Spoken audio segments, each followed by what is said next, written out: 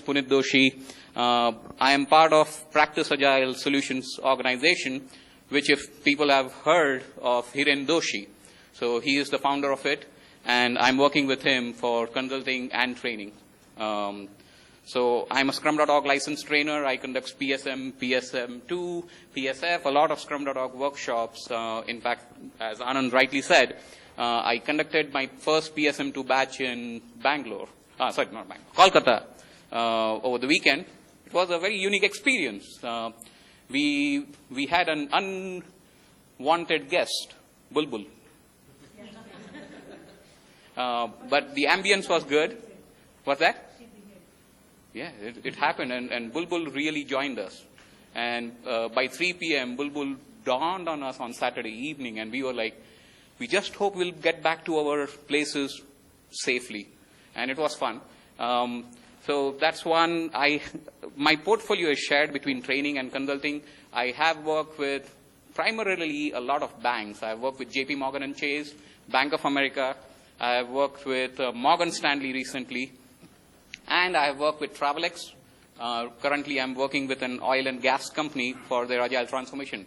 And imagine this, an IT guy with 19 years of experience and working in a totally non-IT organization. So it's a very unique experience for me, trying to get my head around how things shape up over there. So that's from my profile per se. And we are going to talk about distributed agile teams. Before I move forward, a quick question for everyone. How many of you are working in agile teams right now? Okay, so I guess pretty much everyone is. Okay, so let's do a quick fact check, right? For people, since we are all working in agile teams, how many of you are working, or how many of us are working in distributed teams? Everyone? No? Okay. Well, almost I would say about 95% of the population. Okay. Since we have been working in distributed teams, next question. If you had one successful project, raise your hands. Hold on. Sir. I might just remove my shoe. I have to. This is my problem. I don't see. Okay, can I? Okay. Okay, so good. It seems like around 60%. Now, next question. Since you have been working in distributed agile teams, how many of us have at least one failed project? You can close your eyes if you are not comfortable seeing the numbers and you don't want to see others seeing you. Close your eyes and raise your hands. Okay, so we do have failed projects. Cool. Thank you. You see, I have another challenge. I'm a little shorter in height, so I tend to miss out on certain details. So here's the industry survey, what it says.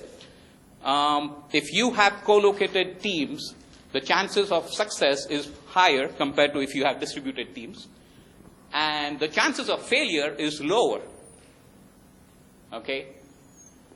But still people go for distributed teams. We'll talk about it more.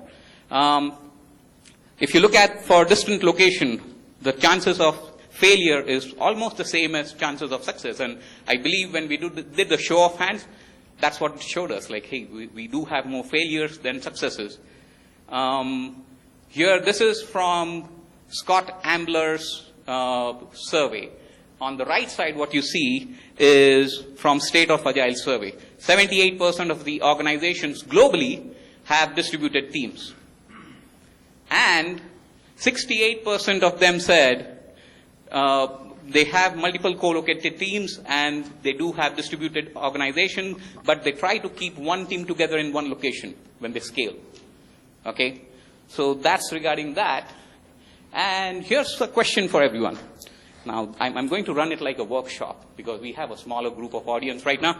So the question is, why should we go for distributed agile teams?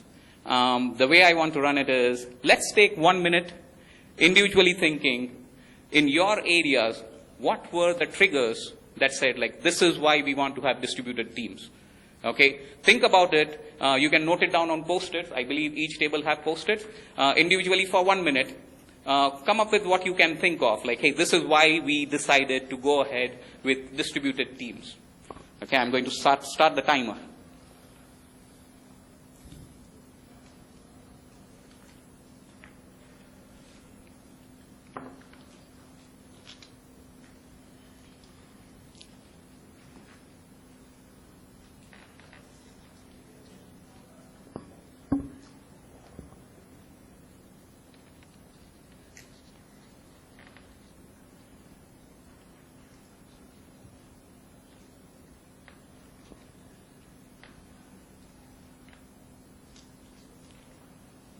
Okay.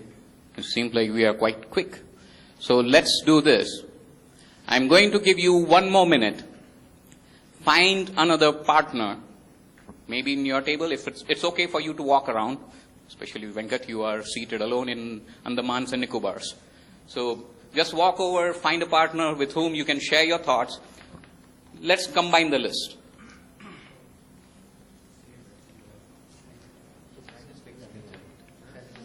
Same. Skill set, cost, customer preference, same.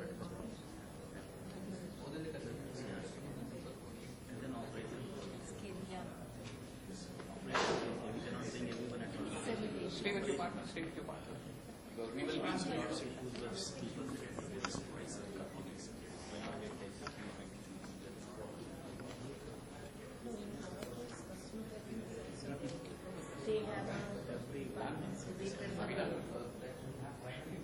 seem to be you are all in the same organization.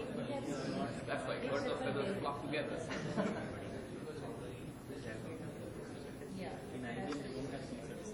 Okay, let's do this.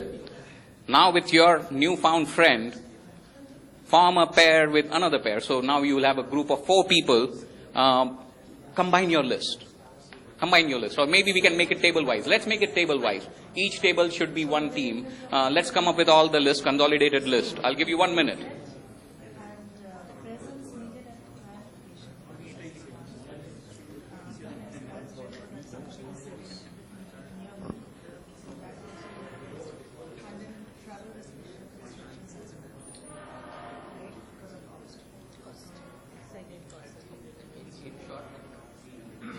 Cost and skill. You agree?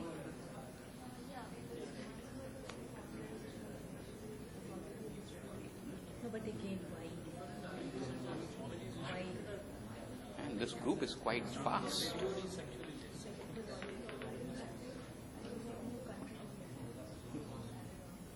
again, motive is again cost and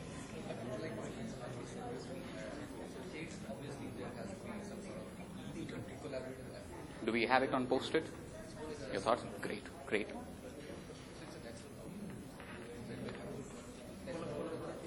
Okay, so I believe in some areas we have networking going on. The topic is already discussed. So let's do this. I want to have 2 items per table, so I'll reach out to this table first. What do we have? Just give me 2 things. So availability of the skill set in the location, okay, that's one.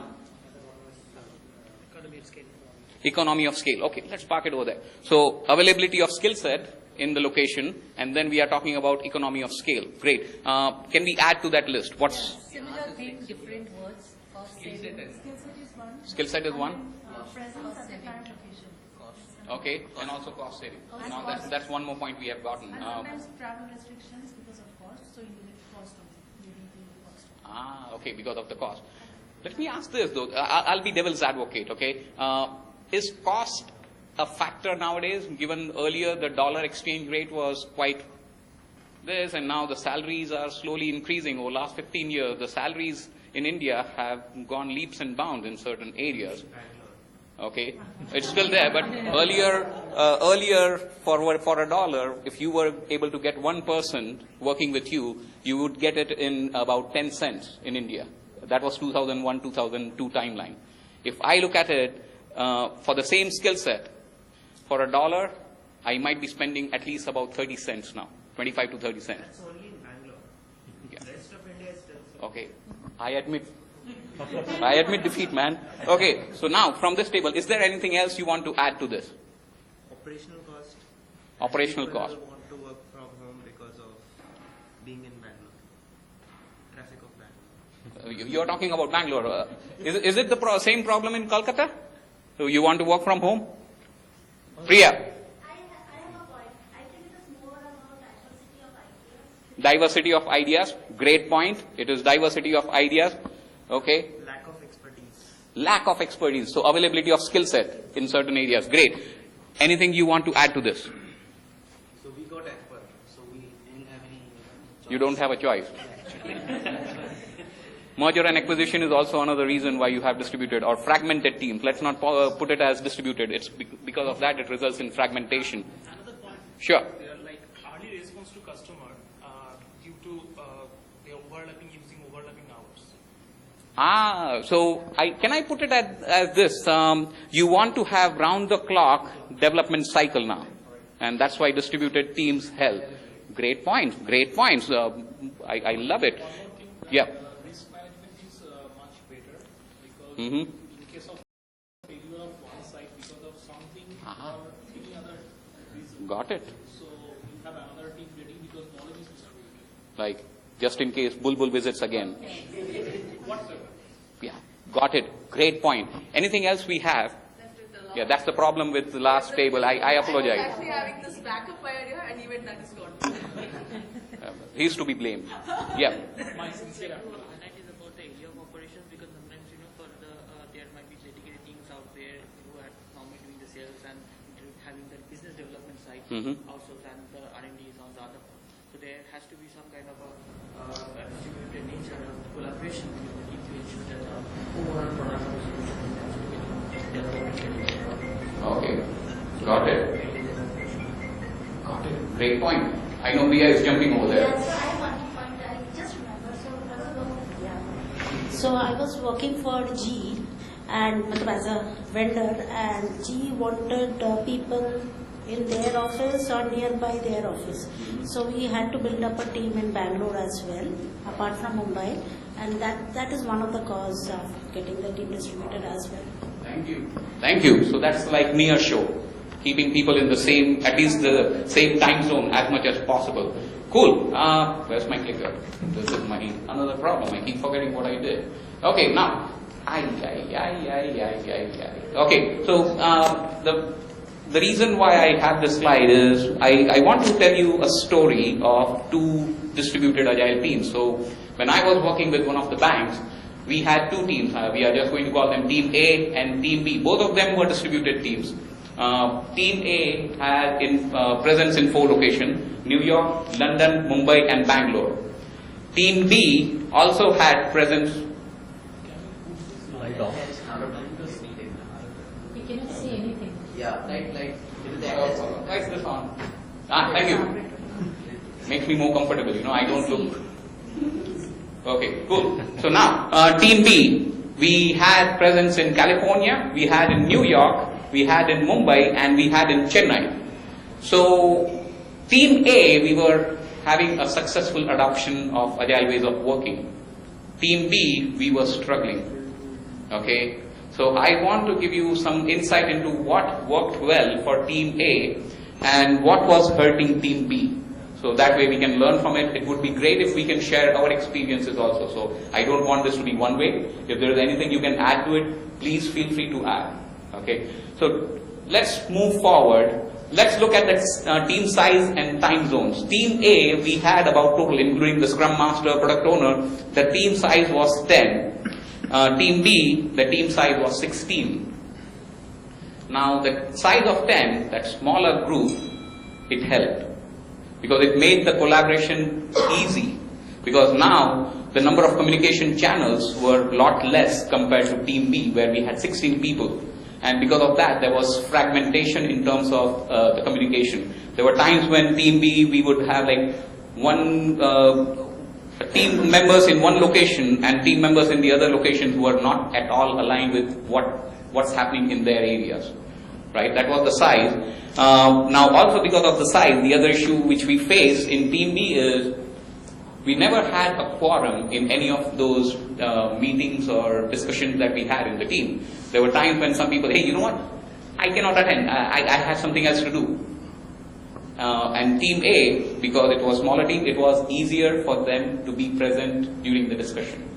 Now, reason why Team B had that issue is not all the people in Team B were working full-time on the project. Some people were allocated on multiple projects, and because of that, they had conflicting priorities.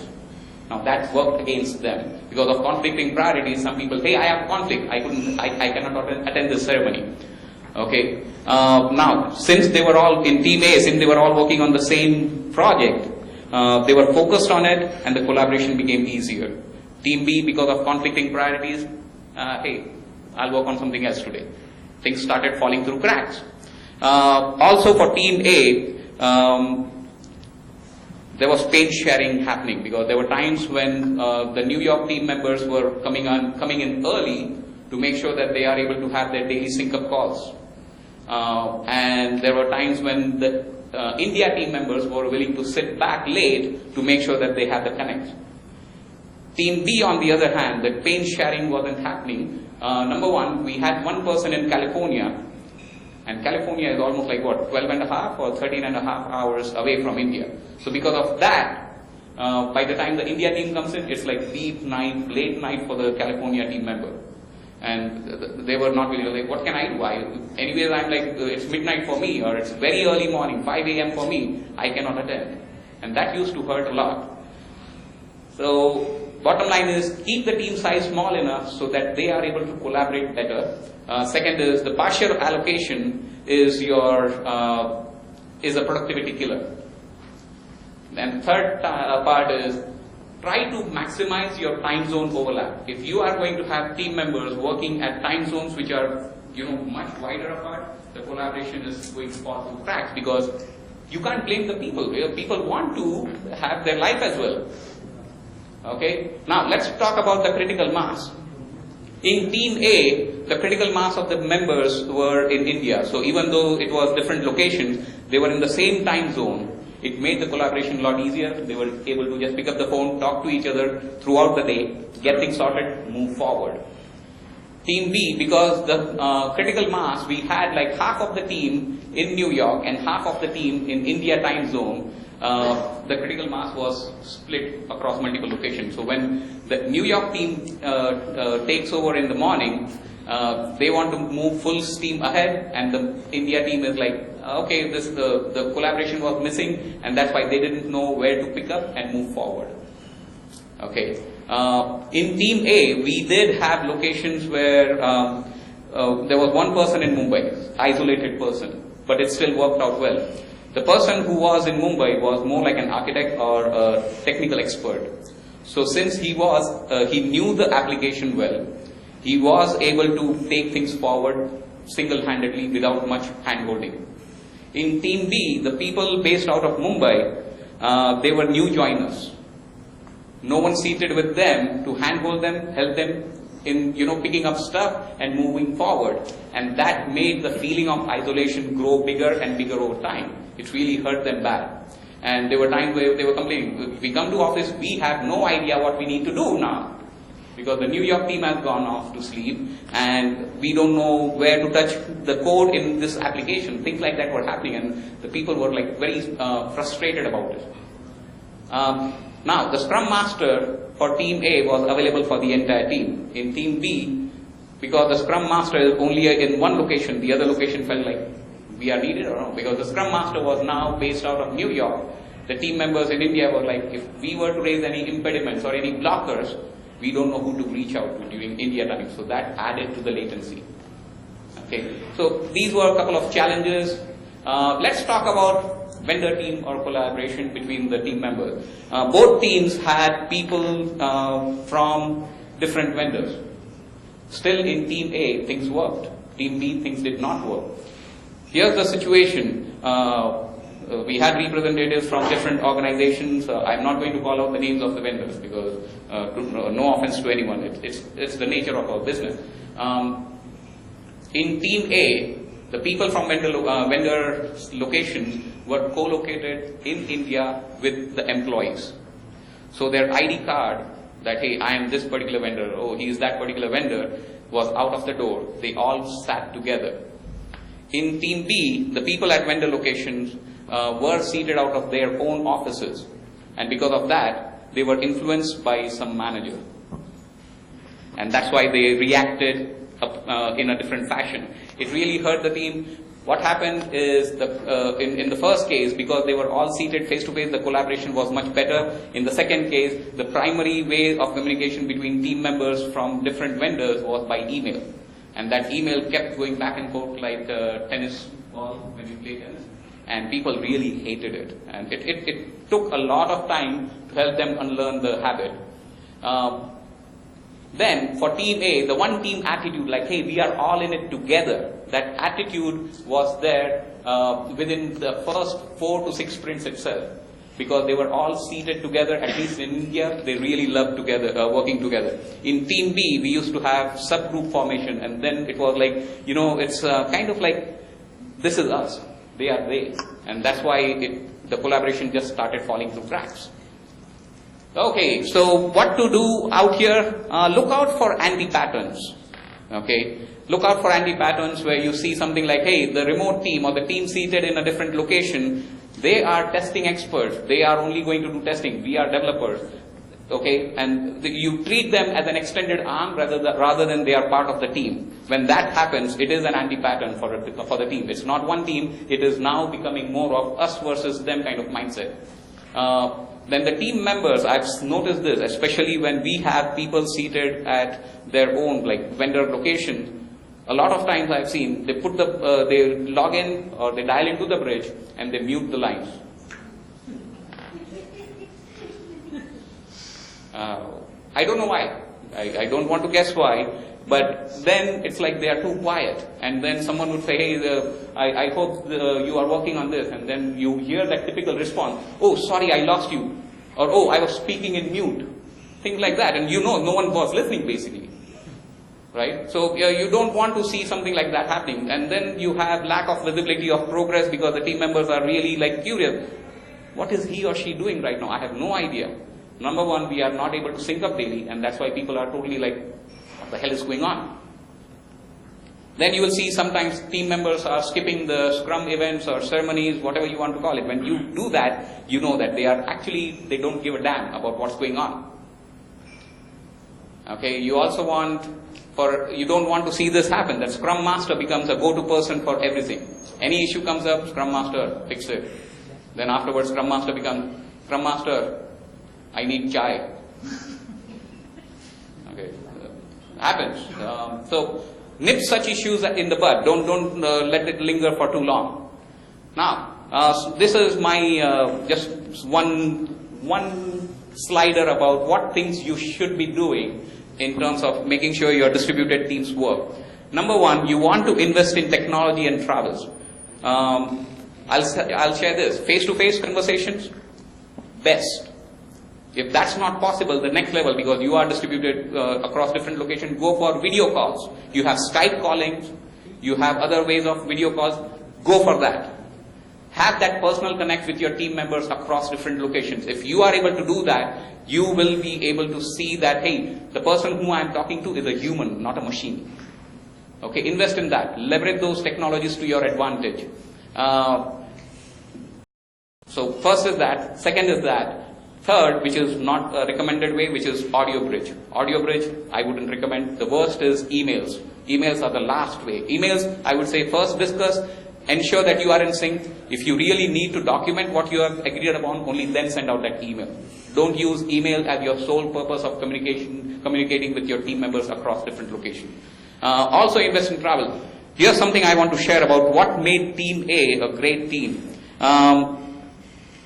During the initial few sprints, we did invest a lot in travels. The product owner traveled from New York to spend time with the team members in India. The team members that were at vendor location, they were co-located with the team in India for some time. Okay, it wasn't that they were there forever, they were co-located for some time. And that's way they spent some time together, maybe for up to 3 months. Product owner came and left within a few weeks. But the rest of the team were together. That helped them break that ice and move forward beyond that barrier and say, hey, you know what? We know this person. Why are we sending email? Let's pick up the phone. Let's do a Skype call so we are able to collaborate better. So that investment upfront in terms of travel and also in terms of technology helps the team. If you don't do that, you will have a handicap and it will become difficult for you to help team unlearn some of the habits that they have gathered over time. Second is, yes, as I said, co-locate the team, key team members for interaction during the first few sprints. What we did is after about 5th or 6th sprint, every sprint was 2 weeks long, we started moving the vendor team members back to their base locations. they carried the collaboration again. They didn't say like, hey, now we are at our location, we'll go back to our old habit. Since they have been used to communicating and collaborating in a certain fashion, they were able to do that better. Because they had each other's cell phone numbers, they picked up the phone, talked to each other, get the matters resolved. Okay. Also, the thing that you want to do is when you have geographically different time zone teams, prioritize your daily events like, hey, your daily stand-ups, daily scrum, any of the scrum events, prioritize those over everything else. So that way, during the overlap time, the team members know that, hey, certain hours are allocated for us to collaborate across locations. Then there might be certain hours where it would be for one-to-one conversations. And since the product owner was seated out of New York, and people, because we had multiple scrum teams working with him, we decided, let's do this. How about product owner, instead of him getting overwhelmed with so many teams reaching out to him every now and then, we set across 1 hour twice a week where product owner will open a bridge and the team members would, whoever has any issues to discuss, would log on to that bridge, discuss with the PO, get it sorted out and go back to work. So that way we give back the time to the product owner instead of people sending out emails or calling him or pinging him every now and then. He's like, I have other work to do. That was one trick we used to make sure that the PO is able to scale his or her role. Okay. Encourage deeper collaboration. Remember one thing, the daily sync up is necessary, but it may not be sufficient. If your team has a lot of interdependencies, your daily scrum is just one touch point. Afterwards, you definitely want to get offline, have a conversation with each other, sort out your matters so that it doesn't linger for another 24 hours. Okay. Monitor signs for silo behaviors. Definitely you want to have a shared culture. One of the things we have issues with is the cultural barriers, especially because people are not sensitive to each other's cultures. And the time then when we were together, we leveraged that time to understand the culture of different, locations. Like, hey, this is how we have Festival of Lights in India. This is how we converse. Things like that. And same thing for people coming from US and Europe. They were actually enjoying that. Like, wow, this is how it is. Maybe next time I travel, I'll travel during this time of the season, so I get to see it. So that's one.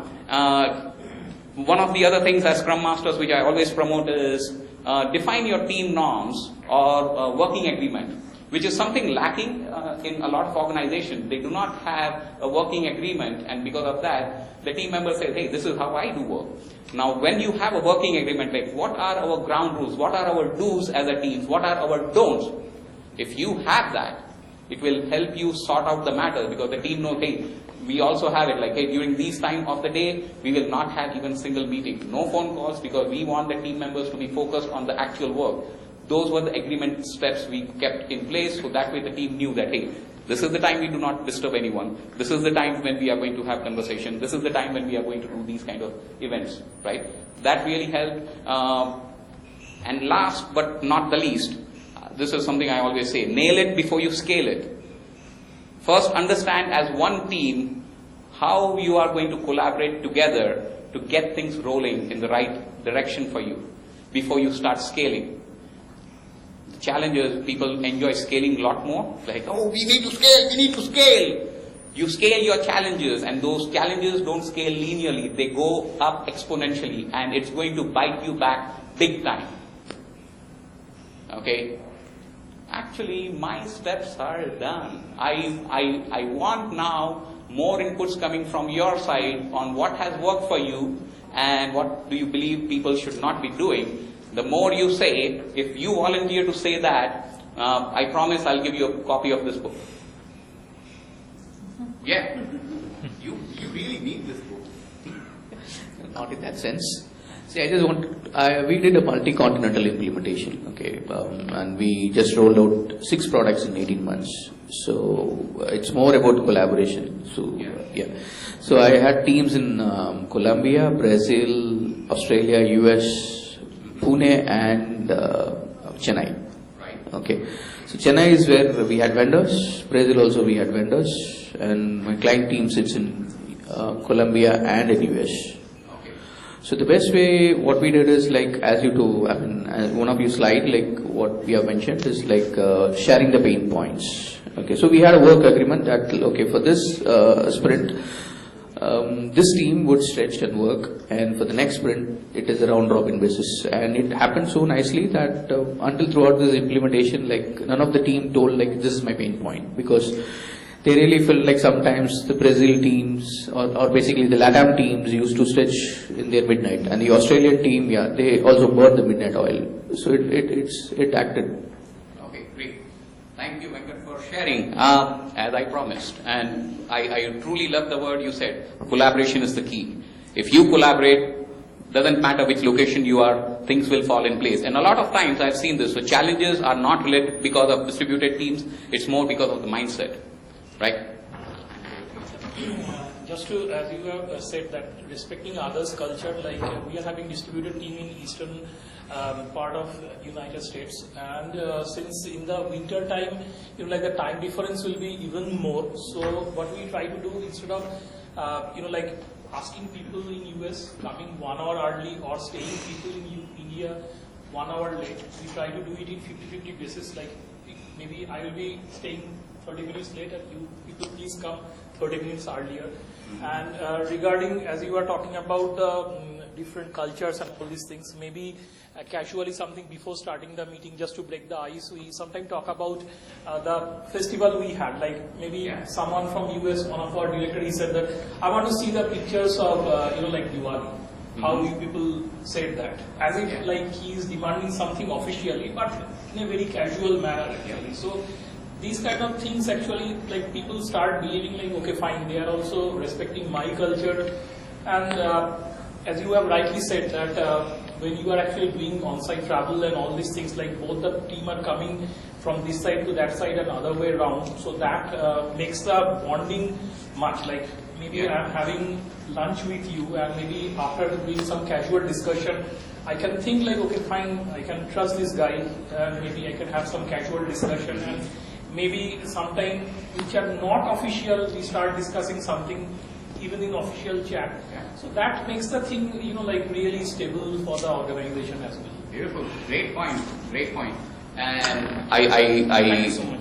I agree to this also, that when it comes to cultural sensitivity, one way to break ice with people from US is just as they dial into the bridge while you are waiting for someone else, just pop a question, how's the weather? That seems to work. I have no idea why, but that question about weather is very interesting. It really strikes the right chord with the US folks. I don't know about Europe or other locations, but It does works over there also. Just one more thought, because like we are in Indian subcontinent, our way of working in IT is totally new, right? Most of our clients will be sitting there. One thing really worked for my team is break the imagination of the persona of the client with your team. For example, Jeff, a client sitting in somewhere in US, my team will think that he's a big billion structure when they are working with you through only the mail conversation also. But what I used to do is I will just bring down at least quarterly once, just for a couple of days, either here or else in a couple of from here to there, which then we thought that he is just has a heart like a kid. He's very open and friendly, and that just removed most of the barriers between the people and brought them very closer together. Otherwise, they will just, can you please help us to communicate? Can you send this mail? Now they are open. Okay, this is what he responds. This is the tone. It's just the tone, not as the actual intent. Yeah. So you have to actually clarify this. This really helps them. Great thing. Thank you, Pranav. I'll give the book to you. Thank you. I'll just share before. I'll give before I to you and who else over there. Yeah. This is something about cultural insensitivity. One of the team members I was coaching, we had like one person based out of London, and he was almost on the verge of retirement, like 60 plus. And the Indian guy made a very casual comment during one of the ceremonies, like, hey, yeah, I know, I think I'm getting old. Not as old as you are. Like, that was under the belt. But then I had a, like a typical, have you heard what the movie Avara Pagal Divana, Akshay Kumar? I went like Guru Khatri, hey, chal chai pe baat karte hain.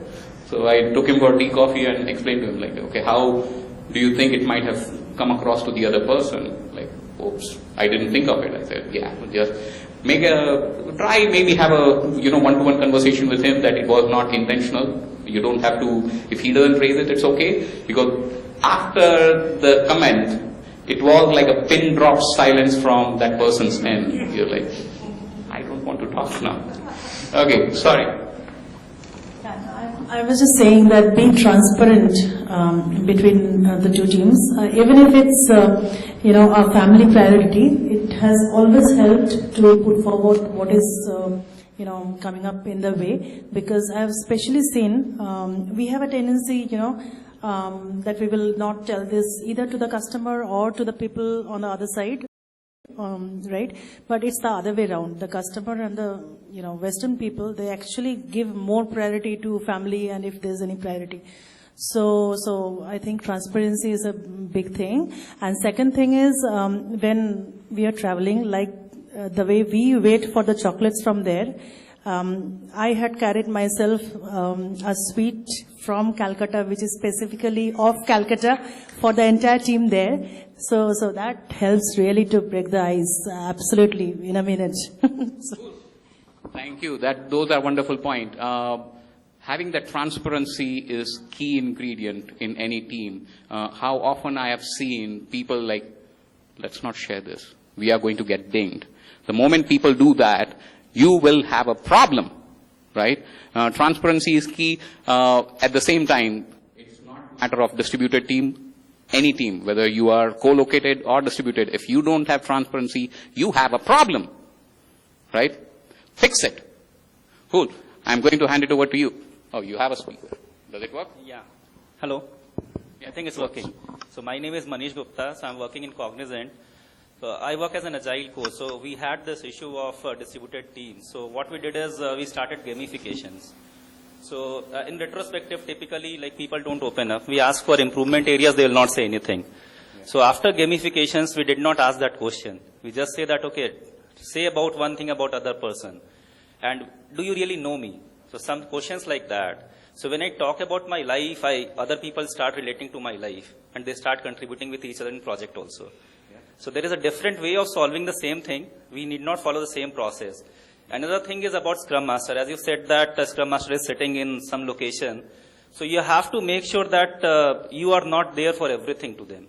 You have to teach them that you have to solve your problems. I am there to help you if you're stuck, but you have to take the lead and solve it.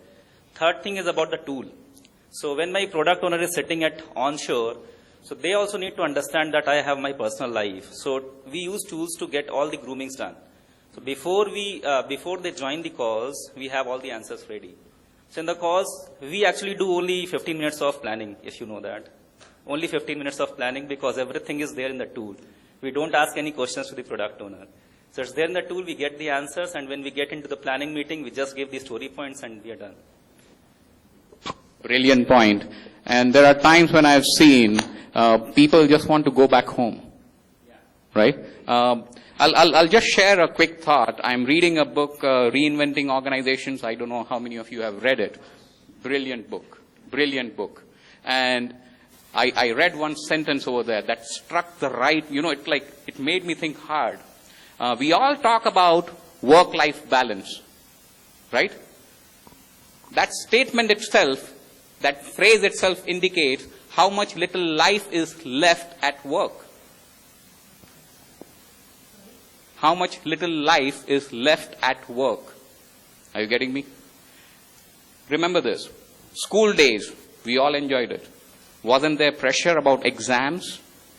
But still we enjoyed it. College days, Baba, I don't know for people who are not from Mumbai, but we had that. How many KTs did you get? How many subjects you failed and you are allowed to still move forward? We used to ask that question. We were stressed out. We used to have 2 o'clock or 3 o'clock in the morning. We used to sit together till that time to study. But we still have great memories. But when it comes to work, we still have the same kind of pressure. We have to deliver. We have to make sure that our customers are satisfied. We need to make sure that this thing gets rolled out. The pressure was there then. The pressure is there now. What is missing is the life. Also the money. Also the? How to get money? Money can also mean you enjoy your life along with earning money. Right? I was saying that when we are in work, we get money. So pressure definitely will increase. Yeah. But in college, we had to give money. We can give again. It wasn't money, but it was like, hey, I don't want to fail and flunk for one more year. My parents will not let me in at the doors. Like, तू मेरा बच्चा नहीं है, चला जा यहाँ से. फिर भी सप्ली आती थी. फिर भी किया. Okay. So, great point. Right. You already have the book. I cannot share anyone. Okay. So having said that, we also need to understand that let's bring back life at work. Let's start enjoying our work. Figure out ways. Celebrate successes. Celebrate your failures, but don't make it a habit. Okay. For people, I know everyone has heard about Spotify model. Spotify model has a motto. Our goal is to fail, but we want to fail faster than our competitors. Hey, that's a bold statement for any CEO to make, right? So it's okay. Shake yourself off, shake the dust off if you fail, learn from it, move forward. Start enjoying work, right? That's another key. That nothing got to do with distributed team, but still. Anyone wants to share? Do you mind if I take that one?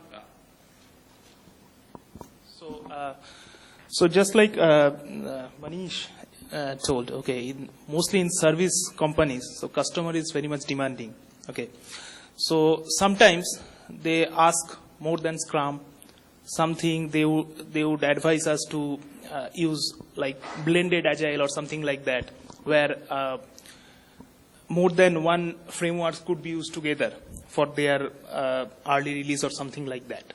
So in some scenario where a PO is sitting there in US or in Europe, anywhere, so he's not known much about the delivery or the technology, asking for some XYZ work that could not be delivered.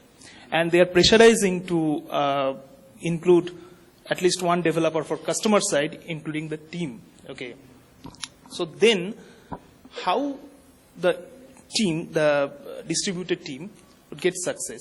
So just I'm sharing an experience where the team told to customer to use a blended Agile where XP as well as Scrum is being clubbed together. It was a 4-week Scrum minted to 2-week Scrum where the 8 or 9 member team are divided into 2 small teams. One is using Scrum, one is using XP, and customer is there. They are also being involved in development. And transparency at the most important thing, because we can't say in front of customer that, okay, this is my fault and I can't do that. We should do that. We should at least try. So inspect and adapt, as well as transparency is the most important thing to become success in a distributed team. So that was my... Thank you for sharing. Yeah, thank you. This is the last book. Okay, Anand, I'll give you a copy, I promise. You have a copy, so I won't give you a copy. I read it in the first quarter of this year itself.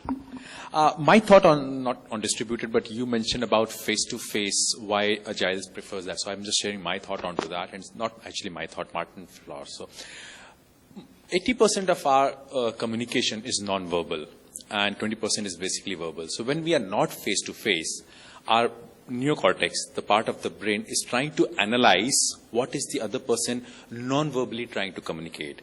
And when our energy is getting into analyzing that part which we can't see, we fail to understand what they're saying verbally because our distraction is already there.